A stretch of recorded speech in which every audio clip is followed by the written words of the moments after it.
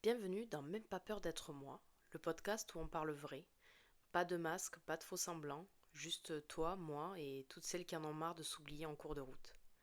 Moi, c'est Anne-Marie, je suis coach en développement personnel, maman, et surtout une femme qui, comme toi, essaie de s'écouter un peu plus chaque jour. Ici, pas de promesses magiques, mais je te promets qu'une seule chose. On va ouvrir des portes, des prises de conscience, un peu de courage, beaucoup de douceur et surtout, on va remettre un peu de lumière là où c'est devenu flou pour nous. Aujourd'hui, on va aborder un sujet qui pique un peu. Et moi dans tout ça. Parce qu'entre les lessives, les mamans j'ai faim, les tu peux me rendre un service, les réunions, les obligations, il reste quoi pour toi? Allez, souffle un bon coup, installe-toi bien et viens, on va remettre un peu d'ordre dans tout ça.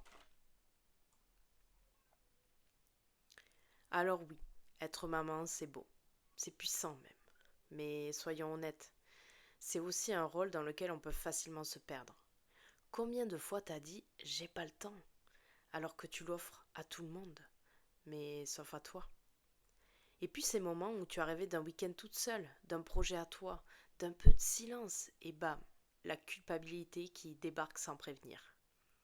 Comme si en devenant mère, t'avais plus le droit d'avoir des envies rien qu'à toi. Comme si c'était égoïste ou déplacé rien que d'y penser. Et pourtant, une maman qui s'écoute, c'est une femme qui rayonne. Et une femme qui rayonne, c'est toute sa famille qui se sent mieux. Tu ne peux pas toujours t'oublier et espérer en fait te sentir bien. C'est pas humain et surtout ce n'est pas tenable sur le long terme. Du coup, je te propose un petit exercice. Rien de compliqué, juste un petit moment pour toi. Si t'es au calme, tu prends un carnet ou tu prends les notes de ton téléphone. Sinon, tu peux le faire aussi dans ta tête, ça marche. Tu vas lister les choses que tu fais chaque jour pour les autres. Et par contre, tu balances tout. Tout ce qui te vient par la tête. Donc, exemple, préparer les repas, gérer les rendez-vous des enfants, penser à acheter les chaussettes parce que ton enfant a les pieds qui ont grandi, répondre aux demandes de l'entourage, être dispo pour les copines, pour ton employeur.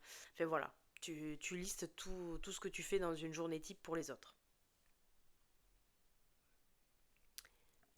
Et une fois que tu l'as faite, à côté de chaque chose que tu as notée, tu vas te poser cette question toute simple.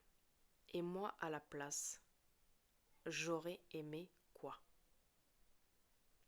T'as pas besoin de te juger, juste tu imagines. Qu'est-ce que tu aurais eu envie de faire à la place? Exemple, à la place de dire oui, bah, j'aurais aimé avoir réussi à avoir dit non. Parce que à ce moment-là, j'avais besoin de temps pour moi et j'avais pas envie d'aller faire cette chose qu'on me demandait. Ou encore, à la place de devoir faire à manger tous les soirs, j'aimerais rien que pour une fois, ce soir, je mette les pieds sous la table et j'ai rien à faire. Tu vois un peu l'idée? Ça t'engage à rien, mais ça ouvre quand même un petit espace. Et ce petit espace-là, il est précieux parce que, en fait, il est tout simplement à toi. Et donc, une fois que tu as fait tout ça, je vais te proposer de choisir qu'une chose, une seule dans cette liste. Un petit truc que tu vas t'autoriser cette semaine. Pas besoin de révolutionner ta vie, on est d'accord, t'inquiète pas. Mais juste un petit pas, mais un vrai. Ça peut être un non assumé, une pause rien qu'à toi, une demande que tu repousses depuis longtemps, un truc qui te dit hé, je compte aussi. Parce que tu le mérites. Et pas parce que tu as déjà coché 14 cases de ta to-do list de la journée, non. Tu le mérites parce que tu n'es pas un robot. Tu es une femme avec des besoins, des envies, de la fatigue, des coups de mou, des rêves et des j'en peux plus. Et ça fait pas de toi une mauvaise mère, ça fait de toi une humaine, une vraie. Et crois-moi, c'est la plus belle version que tu puisses offrir à tes enfants. Donc si tu dois retenir une chose aujourd'hui, c'est ça. Tes envies sont légitimes. Point, il n'y a pas de débat. Et surtout quand tu es une maman. Tu n'as pas à t'effacer pour être une bonne mère. Tu as le droit d'exister, de rêver, de t'affirmer.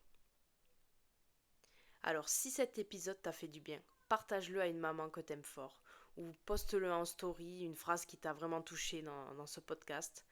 Et si t'as envie d'aller plus loin, rejoins-nous sur mon Instagram, Fearless je serai ravie que tu rejoignes la communauté. On se retrouve très vite pour le prochain épisode, et d'ici là, rappelle-toi, même pas peur d'être toi,